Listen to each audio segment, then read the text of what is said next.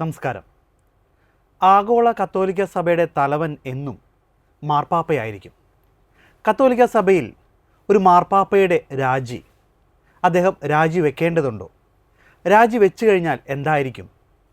അല്ലെങ്കിൽ ഒരു മാർപ്പാപ്പയുടെ മരണം അത് സ്ഥിരീകരിക്കുന്നത് എങ്ങനെ? അത് പുറം ലോകത്തെ അറിയിക്കുന്നത് എപ്രകാരമായിരിക്കും?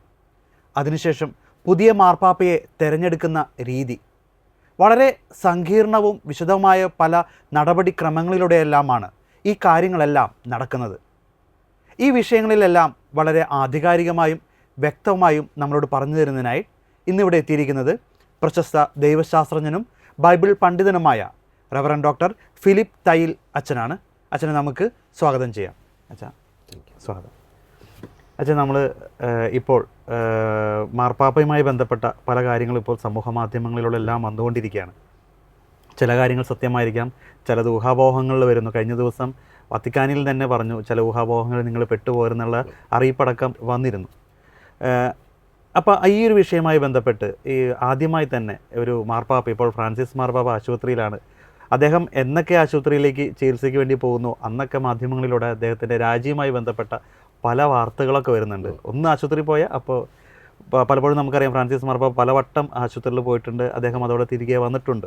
ഈ ഒരു ആശുപത്രിവാസം അതേപോലെ ആവും എന്ന് നമുക്ക് ഉറപ്പുണ്ട്, നമ്മൾ പ്രാർത്ഥിക്കുന്നുമുണ്ട്.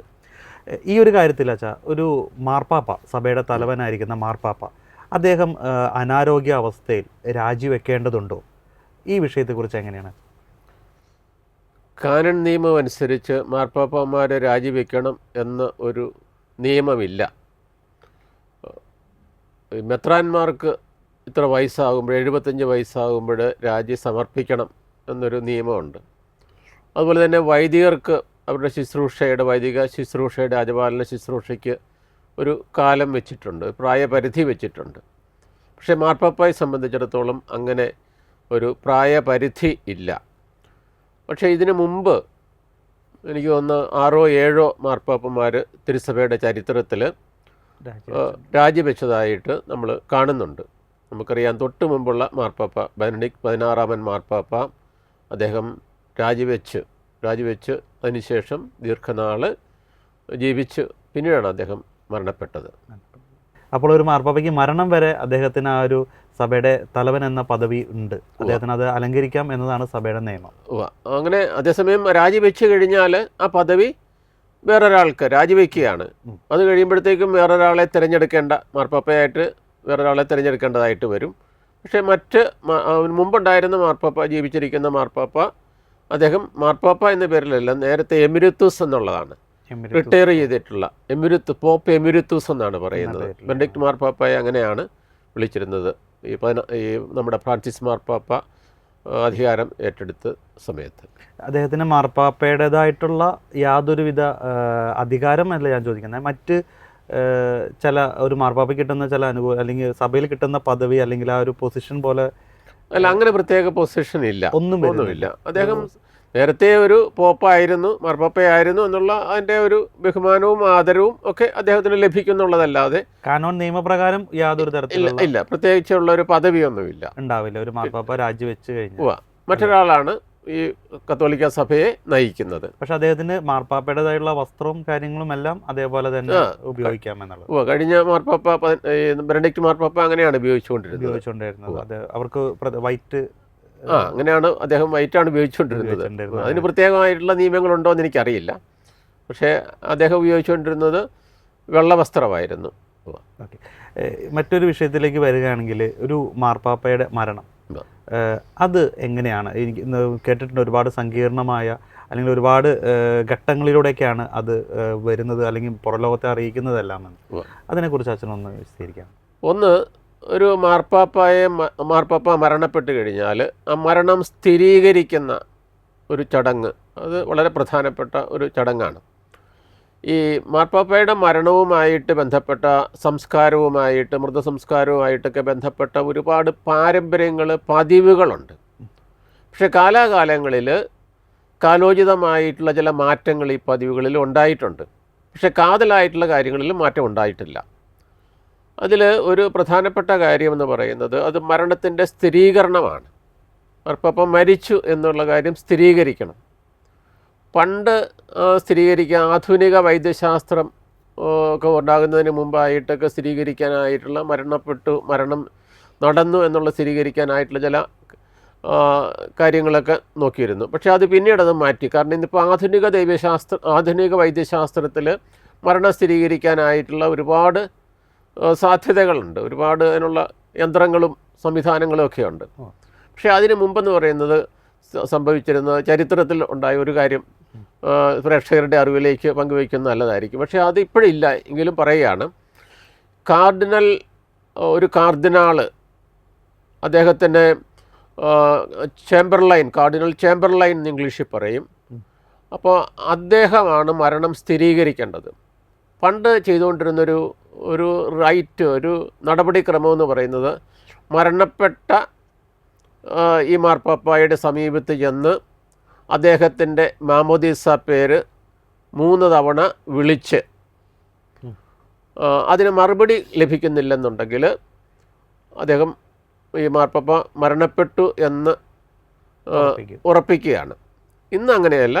ഇന്ന് വൈദ്യശാസ്ത്രം അദ്ദേഹം മരണപ്പെട്ടു എന്ന് സ്ഥിരീകരിച്ച് കഴിയുമ്പോൾ, പക്ഷേ ഈ കമർലേങ്കോ അല്ലെങ്കിൽ ലത്തീനിൽ കമർലേങ്കോ എന്നാണ് പറയുന്നത്, ഈ കാർഡിനൽ കമർലേങ്കോ എന്ന് പറയുന്ന അദ്ദേഹമാണ് ഇത് സ്ഥിരീകരിക്കുന്നത്. അപ്പോൾ അദ്ദേഹം എന്ത് ചെയ്യുന്നെന്ന് വെച്ച് കഴിഞ്ഞാൽ, വൈദ്യശാസ്ത്രം സ്ഥിരീകരിച്ച് കഴിയുമ്പോൾ ഈ പതിവ് തെറ്റിക്കാതെ തന്നെ അദ്ദേഹത്തിൻ്റെ അടുത്ത് ചെന്നിട്ട് അദ്ദേഹം സ്ഥിരീകരിക്കുകയാണ്. വൈദ്യശാസ്ത്രം പറഞ്ഞതിന് ശേഷം അദ്ദേഹമാണ് സ്ഥിരീകരിക്കുന്നത് എന്നുള്ളതാണ്. ഈ സ്ഥിരീകരണത്തിന് ശേഷം ഔദ്യോഗികമായിട്ട് സ്ഥിരീകരിക്കുകയാണ്. അപ്പോൾ ഇങ്ങനെ സ്ഥിരീകരിച്ച് അത് വത്തിക്കാൻ പാലസിലുള്ള ആളുകളുടെ സാന്നിധ്യത്തിലാണ്. മാർപ്പാപ്പായുടെ ഏറ്റവും അടുത്ത് ഇടപെടുന്ന സെക്രട്ടറി ഉണ്ടാകും, മറ്റു ചില കർദിനാളന്മാരുണ്ടാകും. അവരുടെ സാന്നിധ്യത്തിലാണ് ഔദ്യോഗികമായിട്ട് അത് സ്ഥിരീകരിക്കുകയും അത് പ്രൊക്ലെയിം ചെയ്യുകയും ചെയ്യുന്നത്. അത് പ്രൊക്ലെയിം ചെയ്യുന്ന ഇപ്പോഴത്തെ ഒരു പുതിയ നിയമം അനുസരിച്ച് മാർപ്പാപ്പ മരണപ്പെട്ടു എന്നുള്ള കാര്യം ഈ കമർലേങ്കോയാണ് ഡിക്ലെയർ ചെയ്യുന്നത്. കാർഡിനൽ കമർലേങ്കോ ആണ് ഡിക്ലെയർ ചെയ്യേണ്ടത്, പ്രഖ്യാപിക്കേണ്ടത്. അപ്പോൾ ആ പ്രഖ്യാപനം നടത്തേണ്ടത് മാർപ്പാപ്പായുടെ പ്രൈവറ്റ് ചാപ്പലിൽ വെച്ചായിരിക്കണം എന്ന് പുതിയതായിട്ടുള്ള ഒരു ക്രമത്തിൽ വന്നിട്ടുണ്ട്. അതിന് മുമ്പ് എങ്ങനെയായിരുന്നു? അത് അദ്ദേഹത്തിൻ്റെ ബെഡ്റൂമിൽ വെച്ചാണ്. അപ്പോൾ അത് മാത്രമല്ല, ഈ കമർലേങ്കോ എന്ന് പറയുന്ന, ഇപ്പം ഒരു മാർപ്പാപ്പ മരണപ്പെട്ട് കഴിഞ്ഞാൽ മരണപ്പെട്ട് കഴിഞ്ഞും പിന്നെ പുതിയതായിട്ടൊരു മാർപ്പാപ്പായെ തിരഞ്ഞെടുക്കുന്ന വരെയുള്ള കാലഘട്ടത്തിൽ പരിശുദ്ധ സിംഹാസനം ഒഴിഞ്ഞു കിടക്കുകയാണ്. സേദേ വക്കാന്തെ എന്നാണ് പറയുന്നത്. സേദ എന്ന് പറയുന്നത് ചെയർ ഒഴിഞ്ഞു കിടക്കുക. വക്കാന്തെ എന്ന് പറയുന്നത് വെക്കേറ്റ് ചെയ്യുന്ന, വേക്കൻ്റാണ്. എംറ്റി ചെയർ എന്ന് പറയുന്ന ഇതാണ്. സിംഹാസനത്തിൽ ആരും ഇല്ല. അപ്പോൾ ഈ കാലഘട്ടത്തിൽ സഭയ്ക്ക് ഈ സഭയുടെ അനുദിനക്രമങ്ങളും കാര്യങ്ങളും ഒക്കെ കത്തോലിക്ക സഭയുടെ നടന്നു പോകണം. അതിന് പ്രധാനപ്പെട്ട പങ്ക് വഹിക്കുന്ന 2 കർദിനാളന്മാരുണ്ട്. അതിലൊന്നാണ് ഈ മുമ്പ് പറയുന്ന കമർലേങ്കോ എന്ന് പറയുന്നത്. കമർലേങ്കോ എന്ന് പറഞ്ഞ പദവിയാണല്ലോ, ഒരു പദവിയാണ്. എന്താണ് ശരിക്കും? അപ്പോൾ ഒരു കമർലേങ്കോ എന്ന് പറയുന്ന കർദിനാളിൻ്റെ പദവിയുള്ള കർദിനാളിൻ്റെ പ്രധാനപ്പെട്ട ഉത്തരവാദിത്വം എന്ന് പറയുന്നത് ഈ മാർപ്പാപ്പായുടെ വത്തിക്കാൻ്റെ സ്വത്തുക്കൾ, അതുപോലെ തന്നെ വരുമാനം, ഇവയൊക്കെ നോക്കുന്ന, അതിൻ്റെ മേൽനോട്ടം വഹിക്കുക എന്ന് പറയുന്ന ഒരു കാര്യമാണ്. അതൊരു വലിയൊരു പദവി തന്നെയാണ്. കാരണം അതിൻ്റെ ക്രയവിക്രയങ്ങൾ, അതിൻ്റെ വരവ് ചെലവുകൾ, ഇതിനൊക്കെ എല്ലാം കൂടെ കൂടിയിട്ട് അതിന് നേതൃത്വം കൊടുക്കുക എന്ന് പറയുന്ന ഒരു ഇതാണ്. അതാണ് അദ്ദേഹത്തിൻ്റെ ഒരു പേപ്പൽ ഫിനാൻസ് ഓഫീസറാണ് എന്ന് വേണമെങ്കിൽ നമുക്ക് പറയാനായിട്ട് സാധിക്കും. പക്ഷേ ഇദ്ദേഹമാണ് ഒരു മാർപ്പാപ്പ മരണപ്പെട്ട് കഴിഞ്ഞാൽ അദ്ദേഹത്തിൻ്റെ ചില കർമ്മങ്ങൾ അത് ഔദ്യോഗികമായിട്ട് ഡിക്ലെയർ ചെയ്യുക മാത്രമല്ല, അത് രേഖപ്പെടുത്തുകയും ചെയ്യുന്നത് ഇദ്ദേഹമാണ്. പിന്നെ അത് കഴിഞ്ഞിട്ട് ഉടൻ തന്നെ ഈ മരണം സ്ഥിരീകരിച്ച് കഴിഞ്ഞിട്ട് ഉടനെ തന്നെ മാർപ്പാപ്പായുടെ മുറി, അദ്ദേഹം താമസിച്ചിരുന്ന മുറി സീല് ചെയ്യുക എന്നുള്ള ഒരു പദമാണ്. അത് എന്താ അങ്ങനെ ഒരു അതിന് കാരണമുണ്ട്. മുറി സീല് ചെയ്യുന്നതിന് മുമ്പ് തന്നെ അദ്ദേഹത്തിൻ്റെ മാർപ്പാപ്പ ഉപയോഗിക്കുന്ന മുക്കുവൻ്റെ മോതിരം, ഫിഷർമാൻസ് റിംഗ് എന്ന് പറയുന്നതാണ്, ഇംഗ്ലീഷിലത് പറയും. മുക്കുവൻ്റെ മാർപ്പാപ്പയുടെ അധികാര മുദ്രയുള്ള ഈ മോതിരവും എടുക്കുക. പിന്നെ മാർപ്പാപ്പയുടെ സീല് ഉണ്ടെന്നുണ്ടെങ്കിൽ അതും എടുക്കുക. അതും എടുത്തിട്ട് മറ്റ് കർദിനാളന്മാരുടെ അവിടെയുള്ള കർദിനാളന്മാരുടെയും അതുപോലെ മാർപ്പാപ്പായുടെ ഏറ്റവും അടുത്ത് നിൽക്കുന്ന ആൾക്കാരുടെയും നേതൃത്വത്തിൽ ഇത് നശിപ്പിക്കുകയും ചെയ്യുക എന്നുള്ളതാണ്. അപ്പോൾ അതായത് അദ്ദേഹത്തിൻ്റെ മോതിരം, മറ്റ് ഏതെങ്കിലും തരത്തിലുള്ള സീൽ, ഔദ്യോഗികമായിട്ടുള്ള സീൽ ഉണ്ടെന്നുണ്ടെങ്കിൽ അത് നശിപ്പിക്കുന്നു. അതിൻ്റെ കാരണം എന്തെന്ന് വെച്ച് കഴിഞ്ഞാൽ അദ്ദേഹത്തിൻ്റെ ഈ മോതിരം എന്ന് പറയുമ്പോൾ അദ്ദേഹത്തിൻ്റെ അധികാര ചിഹ്നവും കൂടിയാണ്. അപ്പോൾ മാർപ്പാപ്പ മരണപ്പെട്ട് കഴിഞ്ഞാൽ അദ്ദേഹത്തിൻ്റെ അധികാര കാലം തീർന്നു കഴിഞ്ഞു എന്നുള്ളതാണ്. അപ്പോൾ ഓരോ മാർപ്പാപ്പയ്ക്കും അവരുടേതായിട്ടുള്ള മോതിരങ്ങളുണ്ടാകും, അവരുടെ മോതിരം ഉണ്ടാകും അധികാരമായിട്ടുള്ള. അപ്പോൾ ഒരു മാർപ്പാപ്പയുടെ മോതിരം അദ്ദേഹത്തിൻ്റെ അധികാരം കഴിയുമ്പോൾ, അധികാര കാലാവധി മരണത്തോടുകൂടി കഴിയുമ്പോഴത്തേക്കും അത് നശിപ്പിച്ച് കളയും. അത് നശിപ്പിച്ച് കളയുന്നതിൻ്റെ വേറൊരു കാരണം എന്താ വെച്ച് കഴിഞ്ഞാൽ, നശിപ്പിച്ച് കളയുന്നല്ല, നശിപ്പിക്കും. അപ്പോൾ അതിനൊരു കാരണം എന്താണെന്ന് വെച്ച് കഴിഞ്ഞാൽ, മറ്റാരെങ്കിലും ഈ അധികാര മോതിരം ഉപയോഗിച്ച് അതൊരു മുദ്രയായിട്ട് കൂടി ഇത് ഉപയോഗിക്കാവുന്നതാണ്. അത് ദുരുപയോഗം ചെയ്യരുത്, ഏതെങ്കിലും ഒരു ഡോക്യുമെൻ്റ് ഫോർജ് ചെയ്യാനായിട്ടൊന്നും ഉപയോഗിക്കരുത്. അതുകൊണ്ടാണ് അത് നശിപ്പിക്കുന്നതെന്ന് പറയുന്നത്. അതുപോലെ തന്നെ എന്തുകൊണ്ടാണ് ഇത് സീല് ചെയ്യുന്നത് എന്ന് പറയുന്നത് വെച്ച് കഴിഞ്ഞാലും, അദ്ദേഹത്തിൻ്റെ മുറി എന്ന് പറയുമ്പോഴത്തേക്ക് നമ്മൾ കിടപ്പ് മുറി മാത്രമല്ല, നമ്മൾ അതിന് തന്നെ ഓഫീസുകളൊക്കെ ഉണ്ട്. അതിലത്തെ പ്രധാനപ്പെട്ട കത്തോലിക്ക സഭയെ സംബന്ധിച്ചുള്ളതാണ്. പ്രധാനപ്പെട്ട രഹസ്യരേഖകളും മറ്റ് എല്ലാം ഉണ്ട്. അപ്പോൾ അവിടേക്ക് മറ്റാരും പ്രവേശിക്കാതിരിക്കാൻ വേണ്ടിയിട്ടാണ് സീല് ചെയ്യുന്നത്.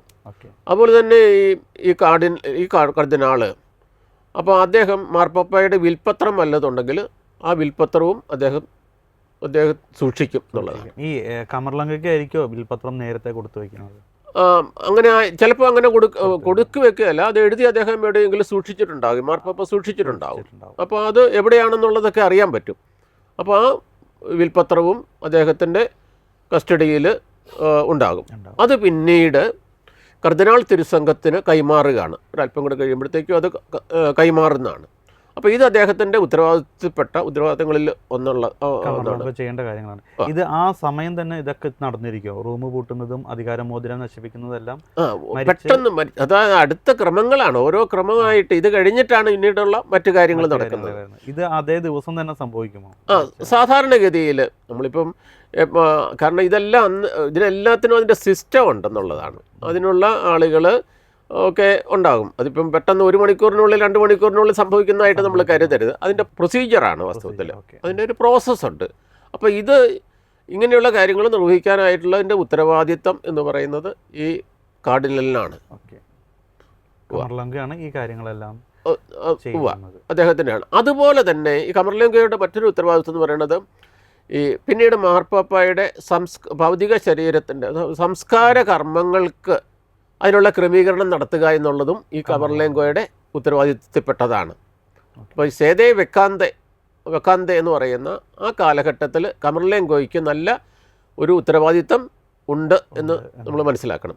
പ്രധാനപ്പെട്ട ഉത്തരവാദിത്തം കൂടിയാണ്. അതിൻ്റെ ക്രമീകരണങ്ങൾ നടത്തുക എന്ന് പറയുന്നത് എളുപ്പമല്ല. അതിന് കാരണം നമുക്കിനി അതിൻ്റെ ക്രമീകരണങ്ങളെക്കുറിച്ച് പറയുമ്പോഴത്തേക്കും അത് ഇത്ര സങ്കീർണമാണെന്ന് നമുക്ക് മനസ്സിലാക്കാനായിട്ട് സാധിക്കും. പിന്നെ അതോടൊപ്പം തന്നെ മറ്റ് വലിയ ഒരു ഉത്തരവാദിത്തം ആർക്കാണെന്ന് ചോദിച്ചു കഴിഞ്ഞാൽ, കർദിനാളന്മാരുടെ സംഘത്തിൻ്റെ തലവൻ ഉണ്ട്, Dean of the college of cardinals എന്ന് പറയുന്ന കർദിനാൾ സംഘത്തിൻ്റെ തലവന് ഡീന്. അപ്പോൾ അദ്ദേഹത്തിന് വലിയൊരു ഉത്തരവാദിത്വമുണ്ട്. ഇപ്പോൾ ഇദ്ദേഹമാണ്, കർദിനാൾ തിരുസംഘത്തിൻ്റെ തലവനാണ് മാർപ്പാപ്പ മരിച്ച വിവരം രാഷ്ട്രത്തലവന്മാരെ അറിയിക്കുന്നത്. അതുപോലെ തന്നെ ഡിപ്ലോമാറ്റ്സ്, നമുക്കറിയാം ഓരോ രാജ്യത്തിൻ്റെയും ഡിപ്ലോമാറ്റ്സ് അവിടെയുണ്ട്, ഡിപ്ലോമസി ഉണ്ടല്ലോ, റിലേഷൻഷിപ്പ് ഉണ്ട്. അപ്പോൾ അവരെ അറിയിക്കുന്നു. ഇത് ഇദ്ദേഹത്തിൻ്റെ ഒരു ഉത്തരവാദിത്വമാണ്. അതുപോലെ തന്നെ മറ്റ് ലോകത്തുള്ള കർദിനാളന്മാരെയൊക്കെ അറിയിക്കുന്നതും ഇദ്ദേഹത്തിൻ്റെ ഉത്തരവാദിത്വമാണ്. അതുപോലെ തന്നെ മാർപ്പാപ്പ മരിച്ചു കഴിഞ്ഞിട്ട് ഏതാനും നാളുകൾ 15-നും 22-നും ഒക്കെ ഇടയ്ക്ക് 2 ആഴ്ച 3 ആഴ്ചയ്ക്ക് 2 ആഴ്ചയ്ക്ക് 3 ആഴ്ചയ്ക്ക് ഇടയ്ക്ക് കോൺക്ലേവ് കൂടുന്നു. അപ്പോൾ ഈ കോൺക്ലേവ്, അത് നമുക്ക് പിന്നീട് അതേക്കുറിച്ച് പറയാം. കോൺക്ലേവിൻ്റെ സമ്മേളനത്തിനായിട്ട് കർദിനാളന്മാരെ അറിയിക്കുന്നതും ക്ഷണിക്കുന്നതും എല്ലാം ഈ ഇദ്ദേഹമാണ്. അതായത് മാർപ്പാപ്പ മരിച്ചു കഴിഞ്ഞാൽ രാജിവെച്ച് കഴിഞ്ഞാൽ സഭയുടെ ഭരണം നടക്കുന്നത് എങ്ങനെയാണെന്ന് വെച്ച് കഴിഞ്ഞാൽ, ആ ഭരണം നടക്കുന്നത് കർദിനാൾ തിരുസംഘമാണ് സഭയുടെ ഭരണം നടത്തുന്നത്. പക്ഷേ ഈ ഭരണം എന്ന് പറയുമ്പോൾ അവർക്ക് നിയന്ത്രിതമായിട്ടുള്ള അധികാരമേ ഉള്ളൂ. പുതിയതായിട്ട് എന്തെങ്കിലും തുടങ്ങാനോ തീരുമാനം എടുക്കാനോ വലിയ കാര്യങ്ങളെക്കുറിച്ച് തീരുമാനം എടുക്കാനോ ഒന്നും സാധിക്കില്ല. അപ്പോൾ ഇതിൻ്റെ പുതിയൊരു മാർപ്പാപ്പായെ തിരഞ്ഞെടുക്കുന്നത് വരെ ഈ കർദിനാൾ സംഘം ഒരുമിച്ച് കൂടുകയും തീരുമാനങ്ങൾ എടുക്കുകയും, പക്ഷേ അത് നടപ്പാക്കാനായിട്ടുള്ള ഉത്തരവാദിത്വം ഈ മുമ്പ് പറഞ്ഞ കമർലേങ്കോ. എനിക്ക് തോന്നുന്നു അച്ഛൻ നേരത്തെ പറഞ്ഞു വെച്ചാൽ ഇപ്പോൾ ഒരു മാർപ്പാപ്പയുടെ മരണത്തോടു കൂടി അദ്ദേഹവുമായി ബന്ധപ്പെട്ട ഇപ്പോൾ സ്റ്റേറ്റ് സെക്രട്ടറി അങ്ങനെയുള്ള വലിയ അധികാരത്തിലുള്ള അതെല്ലാം ഇല്ലാതെ ആവുകയാണ്. അത് ഇല്ലാതാവുന്നുണ്ട്. അതായത് എന്താണെന്ന് വെച്ച് കഴിഞ്ഞാൽ നമുക്കറിയാമല്ലോ, ഒരു രാജ്യത്തെ പ്രധാനമന്ത്രി മരിച്ചു കഴിഞ്ഞാലും അദ്ദേഹത്തിൻ്റെ ക്യാബിനറ്റ് മിനിസ്റ്റേഴ്സ് ഒക്കെ സ്വമേധയാ അവരുടെ പദവി നഷ്ടപ്പെടുകയാണ്. അങ്ങനെയാണ് സഭയിലെ ഒരു എന്താണ് നടപടി എന്ന് പറയുന്നത്. ഇതിന് ശേഷം ഇപ്പോൾ നമ്മൾ മരണത്തിന് ശേഷമുള്ള മുദ്രാമോദം നശിപ്പിക്കുന്നു, അത് ജനങ്ങളെ അറിയിക്കുന്നു, അല്ലെങ്കിൽ ആദ്യമായിട്ട് വിളംബരം പുറത്ത് ജനങ്ങളെ അറിയിക്കുന്നു. ഇതിന് ശേഷം ഈ മാർപ്പാപ്പയുടെ ഭൗതിക ശരീരം അത് എങ്ങനെയാണ്, എന്ത് ചെയ്യും? പിന്നീട് ഈ മൃതസംസ്കാര കർമ്മങ്ങൾ അതിനുള്ള നടപടിയാണ് ചെയ്യുന്നത്. അതിന് 3 ഘട്ടങ്ങളുണ്ട്. 3 ഘട്ടങ്ങൾ. അതിൽ ഒന്നാമത്തെ ഘട്ടം എന്ന് പറയുന്നത് പേപ്പൽ പാലസിൽ വെച്ച് നടക്കുന്ന, വത്തിക്കാൻ കൊട്ടാരത്തിൽ വെച്ച് നടക്കുന്ന ഒരു കർമ്മമാണ്. പിന്നെ രണ്ടാമത്തേത് എന്ന് പറയുന്നത് സെൻറ്റ് പീറ്റേഴ്സ് ബസിലിക്കയിൽ വെച്ച് നടത്തുന്ന കർമ്മം. മൂന്നാമത്തേത് എന്ന് പറയുന്നത് അദ്ദേഹത്തിൻ്റെ ഭൗതിക ശരീരം സംസ്കരിക്കുന്ന സ്ഥലത്ത് വെച്ച് നടക്കുന്ന കർമ്മമാണ്. അതിൽ ആദ്യത്തെ കർമ്മം എന്ന് പറയുന്നത് അതിലിപ്പോൾ ഒരല്പം മാറ്റം വരുത്തിയിട്ടുണ്ട്. വത്തിക്കാൻ പാലസിൽ നടക്കുന്ന ഒരു കർമ്മം എന്ന് പറയുന്നത്, ആ കർമ്മം മാർപ്പാപ്പായുടെ പ്രൈവറ്റ് ചാപ്പലിലാണ് വെച്ച് ആദ്യത്തെ ഘട്ടം നടക്കേണ്ടതെന്നാണ് പറയുന്നത്. പ്രൈവറ്റ് ചാപ്പലിൽ. അത് നമ്മുടെ ഇപ്പോഴത്തെ മാർപ്പാപ്പ അദ്ദേഹം നടത്തിയ പരിഷ്കരണമാണ് അതിൽ. അതായത് മാർപ്പാപ്പായുടെ ഭൗതിക ശരീരം ഈ പ്രൈവറ്റ് ചാപ്പലിൽ ഔദ്യോഗിക വസ്ത്രം അണിഞ്ഞ്, തിരുവസ്ത്രം അണിയിച്ച മാർപ്പാപ്പായുടെ ഭൗതിക ശരീരം അവിടേക്ക് കൊണ്ടുവരുന്നു. ഒരു ചെറിയ പ്രാർത്ഥന അവിടെ വെച്ച് നടത്തുന്നു. അപ്പോൾ അതിനുശേഷം മാർപ്പാപ്പയുടെ ശരീരം, ഭൗതിക ശരീരം, നമുക്കറിയാം, നമ്മൾ ഇതുവരെയും കേട്ടിരിക്കുന്ന ഒരു കാര്യം എന്ന് പറയുന്നത്, അത് വയ്ക്കുന്നത് ഒരു പെട്ടിയിൽ മരം കൊണ്ടുണ്ടാക്കിയിരിക്കുന്ന ഒരു പെട്ടി, സൈപ്രസ് തടി കൊണ്ടുണ്ടാക്കിയ ഒരു പെട്ടിയാണ്. പക്ഷേ ആ പെട്ടി വേറൊരു പെട്ടിയിലേക്ക്, ഒരു ലോഹം കൊണ്ടുണ്ടാക്കിയിരിക്കുന്ന, ലെഡ് കൊണ്ടുണ്ടാക്കിയിരിക്കുന്ന ഒരു പെട്ടിയിലേക്ക് ഇറക്കുന്നു. അത് 3 പെട്ടിയാണ് ഉപയോഗിച്ചുകൊണ്ടിരുന്നത് ഇതുവരെയും ഒക്കെ എന്ന് പറയുന്നത്. അതുപോലെ രണ്ടാമത്തെ പെട്ടി മറ്റൊരു പെട്ടിയിലേക്ക് ഇറക്കുന്നു. ഈ പെട്ടി വീണ്ടും ഓക്ക് മരത്താൽ നിർമ്മിതമായിട്ടുള്ള, ഓക്ക് തടി കൊണ്ട് നിർമ്മിതമായിട്ടുള്ള മറ്റൊരു പെട്ടിയിലേക്ക്. അങ്ങനെയാണ് 3 ഇതായിട്ടുള്ളത്. പക്ഷേ ഇപ്പോഴത്തെ മാർപ്പാപ്പ അത് ഈ പരിഷ്കരിച്ച ഈ ക്രമത്തിൽ പറഞ്ഞിരിക്കുന്ന ഒരു കാര്യം, 3 പെട്ടി വേണ്ട, ഒരു പെട്ടി മാത്രം മതി. ഒരു പെട്ടി മാത്രം. അതായത് അതും അദ്ദേഹം എന്തുകൊണ്ടാണ് ഇദ്ദേഹം നടത്തിയ ചെറിയ പരിഷ്കരണം എന്ന് പറയുന്നത്? ആ പരിഷ്കരണം എന്ന് പറയുന്നത് മാർപ്പാപ്പ ഇങ്ങനെ വലിയ ഒരു രാഷ്ട്രീയ നേതാവോ അങ്ങനെ ലോക നേതാവോ അങ്ങനെയൊന്നുമല്ല. മാർപ്പാപ്പ ക്രിസ്തു ശിഷ്യനും ഒരു അജപാലകനുമാണ്. അപ്പോൾ അങ്ങനെ ക്രിസ്തു ശിഷ്യനും അജപാലകനുമായിട്ടുള്ള മാർപ്പാപ്പായുടെ സംസ്കാര കർമ്മം ലളിതമായിരിക്കണം, തികഞ്ഞ ലാളിത്യം ഉണ്ടായിരിക്കണം എന്നുള്ളതാണ്. അതുകൊണ്ട് ഇപ്പോൾ ഒരു നിയമം വന്നിരിക്കുന്നത് ഒരു പെട്ടിയെ ഉണ്ടാവുള്ളൂ, മാത്രം മതി എന്നുള്ളതാണ്. അപ്പോൾ ഇവിടെ നിന്നും ഈ പറയുന്ന ഒരു കാര്യം കൂടി ചോദിച്ചോളൂ. ഈ 3 പെട്ടി, ഇങ്ങനെ 3 സൈപ്രസ് മരവും ലോഹവും പിന്നെ ഈ പറഞ്ഞ പോലെ ഓക്ക് മരം, ഇതിനെന്തെങ്കിലും അർത്ഥങ്ങളുണ്ടോ? അതിൽ അർത്ഥം, ഓരോന്നിനും ഓരോ അർത്ഥം ഉണ്ടായിരുന്നു. അതിൽ ഇപ്പോൾ ഉദാഹരണമായിട്ട് സൈപ്രസ് എന്ന് പറയുന്ന മരം, ആ മരത്തിൻ്റെ, അതായത് മാർപ്പാപ്പ സാധാരണക്കാരനായിട്ടുള്ള ഒരു വ്യക്തിയാണ്, ഒരു മനുഷ്യനൂടെയാണ് എന്ന് ഓർമ്മിപ്പിക്കുന്ന ഒരു സാധാരണ ഒരു ഇതിലാണ് വയ്ക്കുന്നത്. അപ്പോൾ ഇതുപോലെ തന്നെ ലോഹത്തിൻ്റെ ഇങ്ങനെ ഓരോ പദവിയും ഓരോ കാര്യത്തെ സൂചിപ്പിക്കുന്ന, സിംബോളിക്കായിട്ട് സൂചിപ്പിക്കുന്ന ഒരു ഇതാണ്. അപ്പോൾ ഈ പെട്ടികളിൽ നമ്മൾ ഓർക്കണം, ഓരോ പെട്ടിയും പിന്നീട് സീല് ചെയ്യുന്നുള്ളതാണ്. ഓരോ പെട്ടിയും സീല് ചെയ്യുന്നു. അപ്പോൾ ഈ പെട്ടികളിൽ നാണയങ്ങൾ, സ്വർണം, വെള്ളി, ഇങ്ങനെയുള്ള ലോഹങ്ങൾ ഉണ്ടാക്കിയിരിക്കുന്ന നാണയങ്ങൾ നിക്ഷേപിക്കും. അതുപോലെ തന്നെ മാർപ്പാപ്പായുടെ കാലഘട്ടത്തിൽ ഏത് നാണയമാണ് എന്ന് ചോദിക്കുമ്പോഴത്തേക്കും ഈ വത്തിക്കാന് നാണയം മിൻറ്റ് ചെയ്യാനായിട്ട് ഉള്ള ഒരു സൗകര്യമുണ്ട്. അതങ്ങനെ നാണയം, കറൻസി അല്ല, നാണയം. ഇപ്പം നമുക്ക് യൂറോ ആണെങ്കിൽ ശരി, €1 വത്തിക്കാൻ ഇഷ്യൂ ചെയ്യുന്ന, പുറപ്പെടുവിക്കുന്ന, മിൻറ്റ് ചെയ്യുന്ന എന്ന് പറയുന്ന, മുദ്രണം ചെയ്യുന്ന വത്തിക്കാൻ്റെ പേരിലുള്ളതുണ്ട്. അപ്പോൾ ഇദ്ദേഹത്തിൻ്റെ കാലയളവിൽ മുദ്രണം ചെയ്തിരിക്കുന്ന നാണയങ്ങൾ അത് എത്രയുണ്ടോ ആ നാണയങ്ങളനുസരിച്ച് ഇങ്ങനെ നാണയങ്ങൾ ചിലപ്പം ഇതിനു മുമ്പുണ്ടായിരുന്ന ബെനഡിക്റ്റ് 16 മാർപ്പാപ്പായുടെ ഈ പെട്ടികളിൽ ഇങ്ങനെ കോഫിനിൽ ഇങ്ങനെ നിക്ഷേപിച്ചതായിട്ടറിയാം. അതുപോലെ തന്നെ ഈ പെട്ടിയിൽ തന്നെ വേറൊരു പെട്ടി, 3 പെട്ടികളാണല്ലോ ഈ പെട്ടികളിൽ അടക്കം ചെയ്യുന്നതിൽ വേറൊരു കാര്യം, ഇദ്ദേഹത്തിൻ്റെ കാലയളവിൽ, മാർപ്പാപ്പയുടെ കാലയളവിൽ അദ്ദേഹം ഔദ്യോഗികമായിട്ട് പുറപ്പെടുവിച്ചിട്ടുള്ള ചാക്രിക ലേഖനങ്ങളോ മറ്റ് അപ്പസ്തോലിക പ്രബോധനങ്ങളോ ഒക്കെ ഉണ്ടെങ്കിൽ അതിൻ്റെ ഓരോ കോപ്പി വെച്ചിരിക്കും. പിന്നെ ഒരു കാര്യം എന്ന് പറയുന്നത്, ഒരു ലോഹം കൊണ്ടുണ്ടാക്കിയിരിക്കുന്ന ഒരു പൈപ്പ്, ഒരു ചെറിയ പൈപ്പ്, അതിനകത്ത് ഒരു പേപ്പർ ചുരുളുണ്ടാകും, അതുകൂടെ അടക്കം ചെയ്യും. അതായത് ഈ മാർപ്പാപ്പയെക്കുറിച്ചുള്ള ഒരു ചെറിയ ഒരു വിവരണം കൂടി. എന്തുകൊണ്ടാണ് അങ്ങനെ ഈ ഒരു ശവമഞ്ചത്തിലേക്ക് ഇതെല്ലാം വെക്കുന്നത്? കാരണം ഇദ്ദേഹത്തിൻ്റെ കാലയളവിൽ നടന്ന സംഭവങ്ങളുടെ ഒരു ഓർമ്മപ്പെടുത്തലും ഇങ്ങനെയായിട്ടൊക്കെയുള്ള ഒരു കാര്യത്തെ അംഗീകരണം ഒക്കെ കൂടെ കൂടിയിട്ടുള്ളതാണ്. ഇതിനൊരു അങ്ങനെ ഒരു ഇത് വയ്ക്കുന്നു എന്നുള്ളതാണ്, ഒരു പതിവ് ഉണ്ടെന്നുള്ളതാണ്.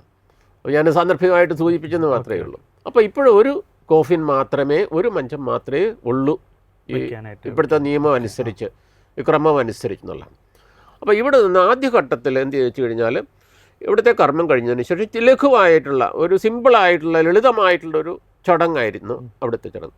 അപ്പോൾ ഈ മാർപ്പാപ്പായുടെ ഈ ശരീരം വഹിച്ചുകൊണ്ടുള്ള, ഭൗതിക ശരീരം വഹിച്ചുകൊണ്ടുള്ള ഒരു യാത്ര എന്നുള്ളത്, അടുത്ത സ്റ്റേജിലേക്കുള്ള ഒരു പിൽഗ്രിമേജ് പോലെയുള്ള ഒരു യാത്ര, അത് ചാപ്പലിൽ നിന്ന്, മാർപ്പാപ്പയുടെ പ്രൈവറ്റ് ചാപ്പലിൽ നിന്ന് സെൻറ്റ് പീറ്റേഴ്സ് ബസിലിക്കയിലേക്കാണ് പോകുന്നത്.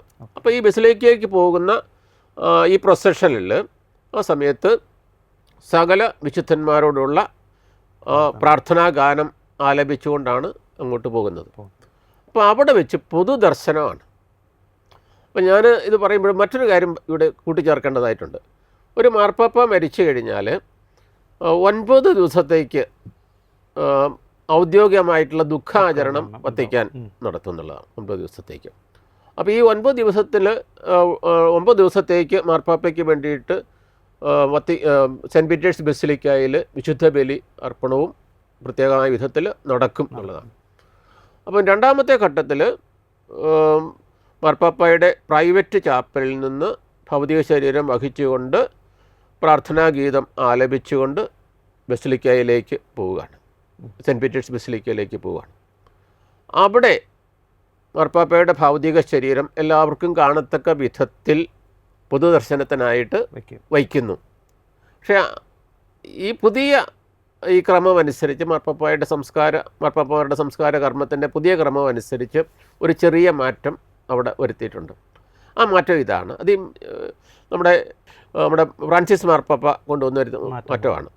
അതൊരു ഉയർന്ന പീഠത്തിലല്ല ഭൗതിക ശരീരം വയ്ക്കേണ്ടത്. നമ്മളിതിനു മുമ്പുള്ള മാർപ്പാപ്പമാരുടെയൊക്കെ കണ്ടിരിക്കുന്നത് സെൻറ്റ് പീറ്റേഴ്സ് ബസിലിക്കയിൽ ഒരു ഉയർന്ന പീഠത്തിലാണ്. അല്ല, ആ പീഠത്തിന് ഒരു കുറച്ചുകൂടെയൊക്കെ അത്രയും ഉയർച്ച വേണ്ട, താഴ്ത്തി അങ്ങനെ വെക്കുക എന്നുള്ളൊരു എളിമ കൊണ്ടായിരിക്കും. അതായത് ഇത് വലിയ ഒരു ആഡംബരത്തോടു കൂടി നടത്തേണ്ട ഒരു വലിയൊരു കാര്യമല്ല എന്നുള്ള കാര്യം, ഒരു സിമ്പിൾ ലാളിത്യത്തിൻ്റേതായിട്ടുള്ള പല കാര്യങ്ങളുണ്ട്. അപ്പോൾ അങ്ങനെയുള്ള ഒരു ഇത് വെച്ചിട്ടുണ്ട്, അങ്ങനെ ഒരു നിയമം വെച്ചിട്ടുണ്ട്. അപ്പോൾ ഈ കാലയളവിലാണ് ഇദ്ദേഹത്തിൻ്റെ ഭൗതിക ശരീരം, ഇപ്പോൾ സാധാരണഗതിയിൽ ഒരു മാർപ്പാപ്പ മരിച്ചു കഴിഞ്ഞിട്ട് 4 ദിവസത്തിനുള്ളിൽ, സാധാരണഗതിയിൽ 4 ദിവസത്തിനുള്ളിൽ 4നും 6നും ഇടയ്ക്കുള്ള ദിവസങ്ങൾക്കുള്ളിലാണ് മൃതസംസ്കാരം നടക്കുന്നത്. അങ്ങനെ നിയമം ഇല്ലെങ്കിൽ പോലും സാധാരണ നടക്കുന്നത് അങ്ങനെയാണ്, 4-6 ദിവസങ്ങളിൽ. അപ്പം ഇനി സെൻറ്റ് പീറ്റേഴ്സ് ബസിലിക്കയിൽ ഭൗതിക ശരീരം വെച്ച് കഴിയുമ്പോൾ ആളുകൾക്ക് കാണാനായിട്ടുള്ള, ആദരവർപ്പിക്കാനായിട്ടുള്ള ഒരു അവസരമാണ്.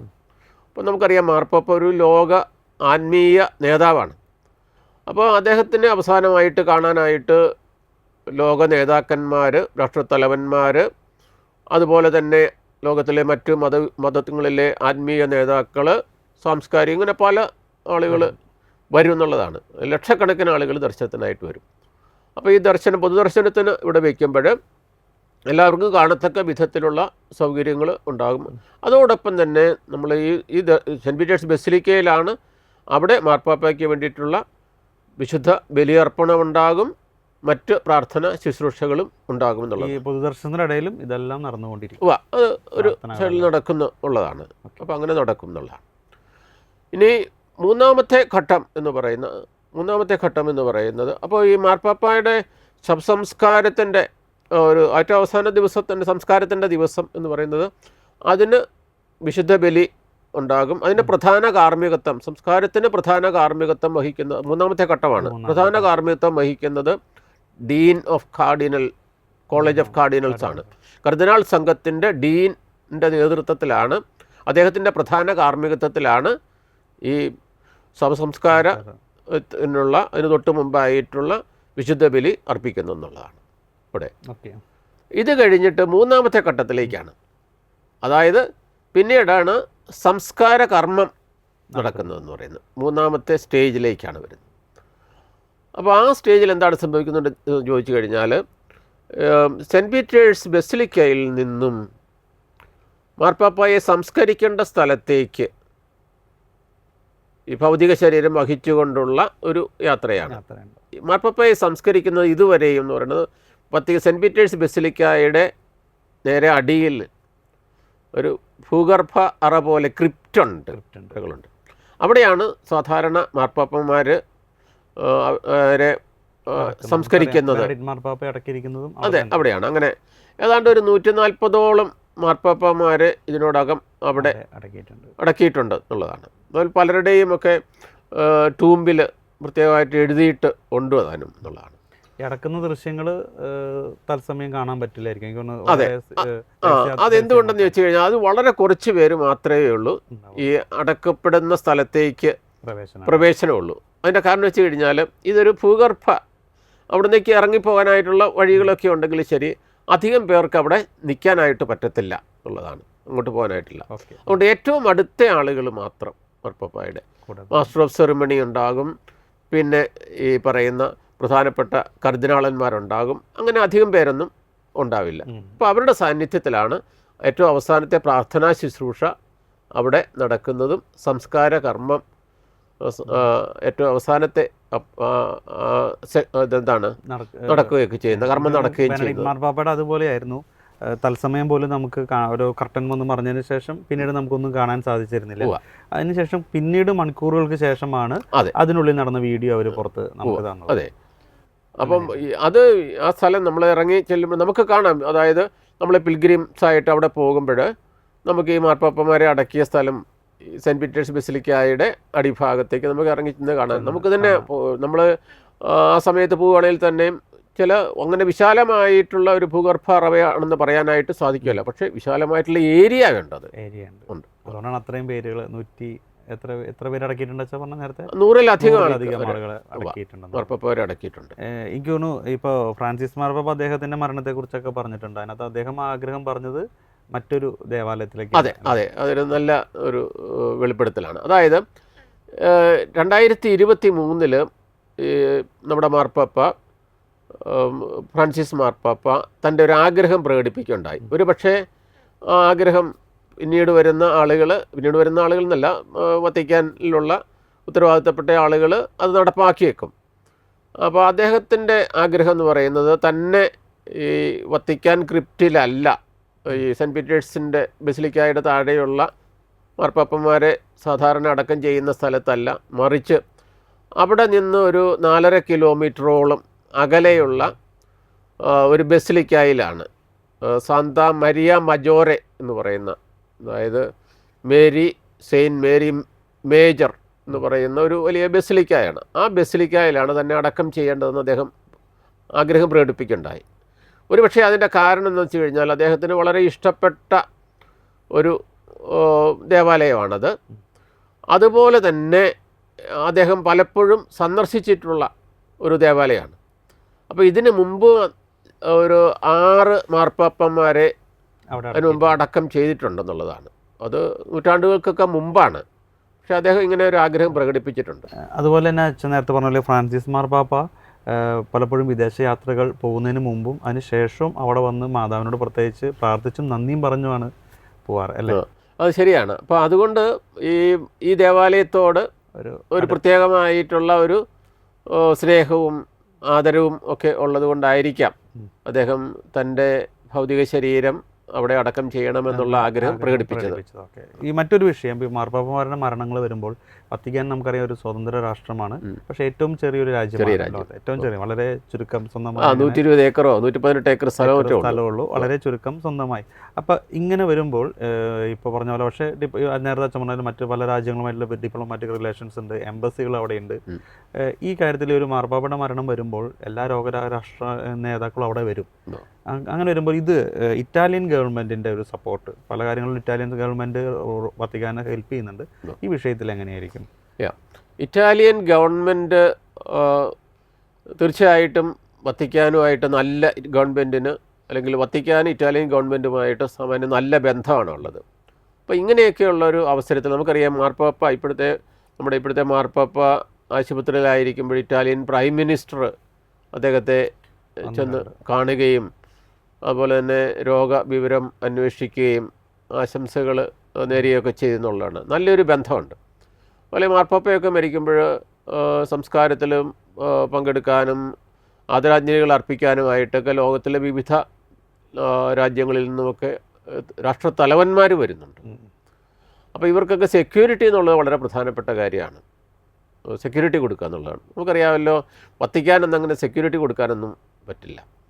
അപ്പോൾ അതിൻ്റെ സെക്യൂരിറ്റിയുടെ എല്ലാ കാര്യങ്ങളും ഒക്കെ ചെയ്യുന്നതും ഒക്കെ ഈ ഇറ്റാലിയൻ ഗവൺമെൻറ്റാണ്.